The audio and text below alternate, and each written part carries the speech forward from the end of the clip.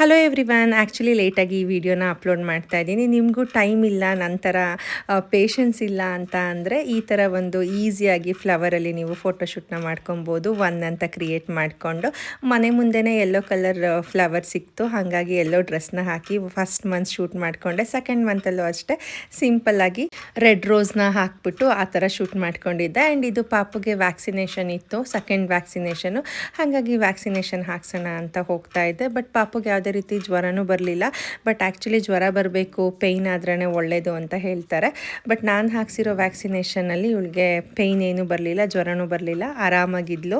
ಆಮೇಲೆ ವ್ಯಾಕ್ಸಿನ್ ಎಲ್ಲ ಮುಗಿಸ್ಕೊಂಡು ಸ್ವಲ್ಪ ಲಿಪಿನ ಪಿಕ್ ಮಾಡೋದಿತ್ತು ಅಂತ ಹೇಳಿಬಿಟ್ಟು ಕರೆಕ್ಟ್ ಟೈಮಿಗೆ ಯೂಶ್ವಲಿ ಹೋಗ್ತೀನಿ. ಲಿಪಿನ ನಾನು ಸ್ಕೂಲಿಂದ ಪಿಕ್ ಮಾಡಿಕೊಂಡು ಆಂಟಿ ಮತ್ತು ನಾವು ಎಲ್ಲರೂ ಹೋಟೆಲಲ್ಲಿ ಊಟ ಮಾಡಿಕೊಂಡು ಸ್ವಲ್ಪ ಹಣ್ಣೆಲ್ಲ ಖಾಲಿಯಾಗಿತ್ತು ಅಂತ ಹೇಳಿ ಹಣ್ಣನ್ನ ತೊಗೊಂಡು ಮನೆಗೆ ಬಂದ್ವಿ. ಸೊ ನಿಮಗೂ ಇಂಟ್ರೆಸ್ಟ್ ಇದ್ದರೆ ಈ ಥರ ಫೋಟೋಶೂಟ್ನ ಟ್ರೈ ಮಾಡಿ. Thank you.